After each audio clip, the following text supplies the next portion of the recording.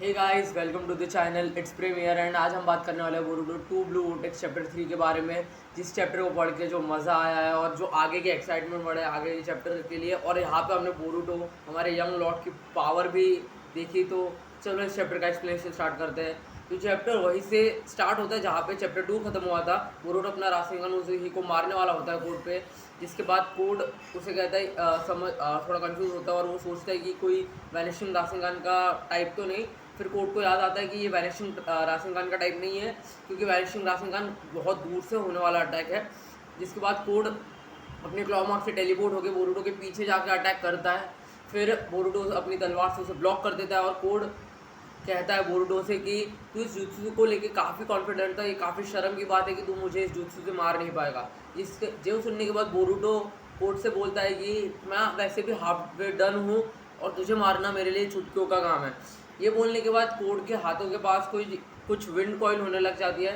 जिसके बाद Boruto code को 6ठी बार वार्न करता है कि मुझे टेंटेल की लोकेशन बता दे वरना तू यहाँ पे मर सकता है। ये सुनने के बाद कोड इसे कोड बोरुटो को बोलता है कि तू काफ़ी बहुत मजाक कर रहा है बोरुटो, और फिर कोड बोरुटो पे अटैक करने वाला होता है जिससे बोरुटो डॉज कर देता है। फिर से कोड अटैक करने जाता है बोरुटो पे और फिर से बोरुटो डॉज कर देता है। 2 बार अटैक किया कोड ने और बोरुटो ने डॉज कर दिया। तो कोड यहाँ पे कंफ्यूज है कि ये मेरे अटैक को इतनी जल्दी डॉज कैसे कर पा रहा है। तो यहाँ पे कोड, क्योंकि ना बोरुटो कोई गेंजुत्सु यूज़ कर रहा है ना ही ये कोई शैडो क्लोन है, तो ये है क्या। तो इससे बोरुटो की स्पीड का अंदाज़ा लगा लो, क्योंकि वो रासेंगन उज़ुहिको की पावर से इतना जल्दी फास्ट मूव कर पा रहा है। फिर इसके बाद हमें पैनल दिखता है। इसके बाद पैनल हमें आइडा डायमंड का दिखने वाला है, बट सॉरी मैं जल्दी भूल गया वो। इसके बाद हमें दिखता है कि बोरुटो एक पैनल में कोड के पीछे खड़ा है। अगले ही पैनल में कोड के आगे खड़ा हो जाता है बोरुटो और अपना रासेंगन उज़ुहिको दे मारता है कोड के पेट में।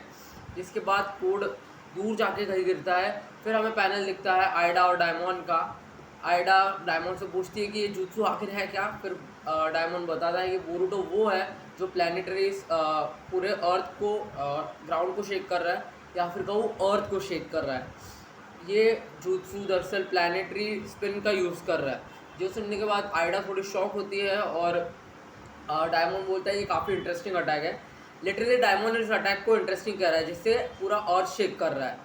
तो ये चीज़ कहीं ना कहीं डायमंड की पावर का अंदाज़ा बताती है। और एक और चीज़, अगर लोगों को समझ में नहीं आ रहा कि डायमंड को कैसे पता चल रहा है कि ये पावर कहाँ से आ रही है, तो शिबा उसके पास है शिबा का डीएनए, द गॉड ऑफ उत्सुकी का, जिससे उसको पता चल जाता है कि पावर कहाँ से आ रही है। ये टाइप ऑफ उसी की पावर है।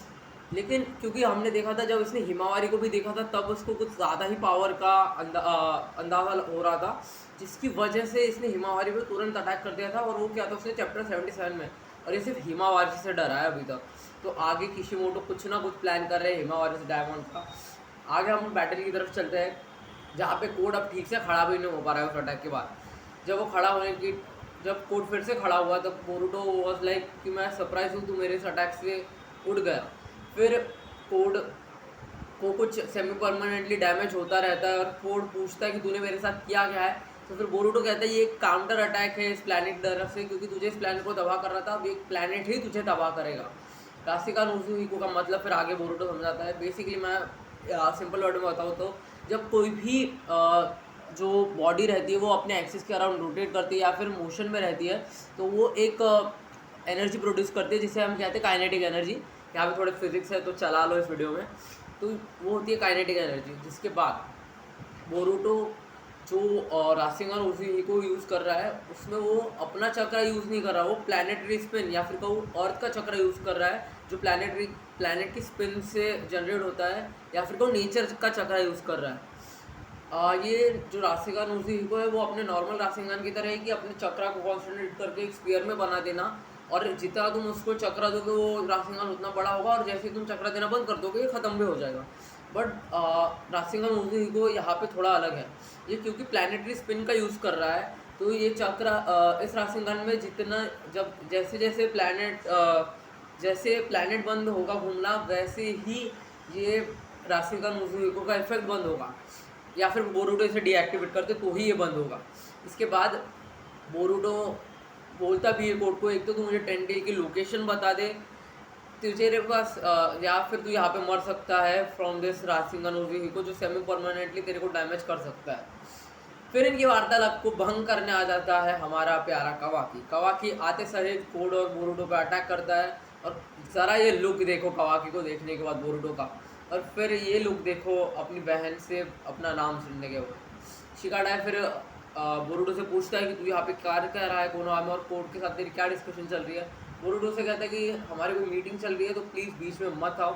आगे कवाकी शिकामारू को पूरा हाल बताता है कोड के बारे में, और कोड इस मौके का फ़ायदा उठाकर भागने वाला होता है, और अपने क्लॉ मार्क से कवाकी उस क्लॉ मार्क को श्रिंक कर देता है अपने डोजुत्सु से।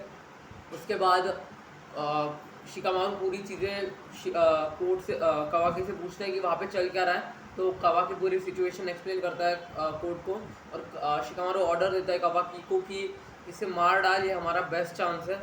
जिसके बाद फिर से कोड एक अपने क्लॉ मार्क से एक क्लॉग्रिम निकालता है, जो कि टेंटेल का जो सोल्जर है उसे निकालता है, और कवाकी उसे देख के ही ख़त्म कर देता है। लेकिन उसके बाद कोड उसके पीछे बने क्लॉ मार्क से टेलीपोर्ट होकर अपने बेस पे से वापस चला जाता है।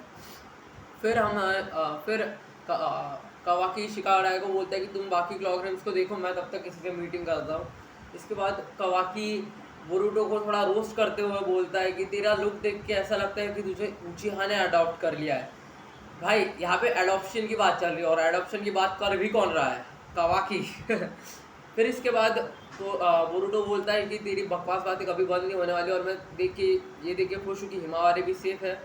इसके बाद कवाकी बोरुटो से कहता है कि तू यहाँ पे अगर मरने आया है तो मैं तेरी हेल्प कर सकता हूँ उसमें। इसके बाद बोरुटो बोलता है कि कोनोहा में मरना कोई बुरा आइडिया नहीं है, लेकिन मुझे अभी कुछ इंपॉर्टेंट काम है। और उसके बाद जो हमें दिखता है भाई साहब, लिटरली बोरुटो के कॉलर के अंदर एक टोड था, और इस टोड को देख के पता है किसकी पहले याद आई, जिराया सेंसे। वैसे ये जिराया सेंसे का टोड नहीं, काशिन कोजी का टोड है, जो हमारे जिराया सेंसे का क्लोन है, और ये यहाँ पे बोरुटो के साथ है। मतलब शायद इसी ने टाइम स्किप में बोरुटो को ट्रेन किया हो। देखो चांसेस है कि बोरुटो को ट्रेन इसने किया हो, लेकिन फिर एक पॉइंट आता है कि फिर सास्की गया कहाँ, और काशिन कोजी क्यों हेल्प कर रहा है बोरुटो की। इसके बारे में हम बात करेंगे जब मैं आगे इसके और पार्ट बनाऊंगा। काशिन कोजी पे भी डिस्कस करेंगे, और सास्की को क्या हुआ उस पर भी हम डिस्कस करने वाले हैं इसके बाद। लेकिन फिर हमें दिखता है कोड अपने बेस पे वापस गया है, और फिर वो अंदर जाता है, और हमें दिखती है हमें पता चलता है कि बोरुटो ने एक पॉइंट पे उसी टोड को कोड के अंदर छोड़ दिया था। तो हमें दिखता है टेंटेल की फुल बॉडी हमें दिखती है उसके बाद, और इधर इस टेंटेल को देखना, ऐसा नहीं लगता ये कुपोषित हो गया है। लिटरली कोड ने इससे इतना चकरा चूस लिया है कि ये पूरा सूख के पत्ती हो चुका है। बोरुटो का तो यहाँ पे बोरुटो को पता चल गई है लेकिन टेंटेल की लोकेशन, तो अगले चैप्टर में शायद बोरुटो वहीं पे अटैक करेगा कोड के बेस पे, और हमें शायद दिखने को मिल सकती है one of the best fight in Boruto मांगा। मैं एक्साइटेड बहुत हूँ अगले चैप्टर के लिए। लेकिन हम क्या क्या एक्सपेक्ट कर सकते हैं, देखो बहुत कुछ एक्सपेक्ट किया जा सकता है अगले चैप्टर से, शायद सास्के या फिर काशिन कोजी का रिटर्न। काशिन कोजी का रिटर्न तो पक्का हो चुका है। शारदा की अभी कुछ पावर अनरिवील हुई है। मैं एक पैनल छोड़ दिया गलती से, उसके लिए सॉरी।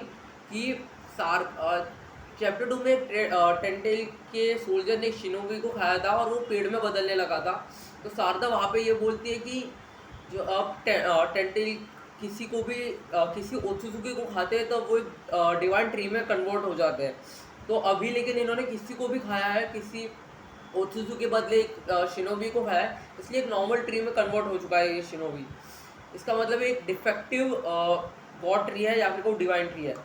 लेकिन मेरा एक क्वेश्चन है, शारदा या फिर किसी और शिनोबीज को इनको बताया किसने गॉड ट्री के बारे में, टेंटेल की पावर के बारे में?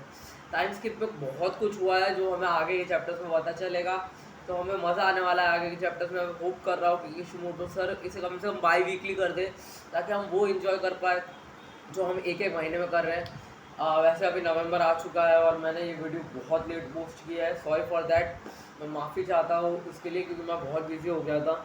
मैं ट्राई करूँगा आपसे कि रेगुलर वीडियो लाऊँ, और अभी डेट है 4 नवंबर, तो शायद ये वीडियो कल तक आ जाए। और मैं होप और उसके ही कुछ अगले ही हफ्ते बोरुटो की मांगा आने वाली है, मंडे को न्यू चैप्टर आने वाला है, तो मैं उसके लिए काफ़ी एक्साइटेड हूँ। मिलते हैं तब उस मांगा के बारे में और डिटेल में बात करेंगे। वीडियो देखने के लिए thank you. And again sorry ये वीडियो बहुत लेट ला रहा हूँ उसके लिए। इफ़ तुम्हें वीडियो पसंद आई हो तो प्लीज़ लाइक कर देना, चैनल पे न्यू हो तो प्लीज़ सब्सक्राइब करके जाना। मैं मिलता हूँ नेक्स्ट वीडियो में। Thank you for watching, bye.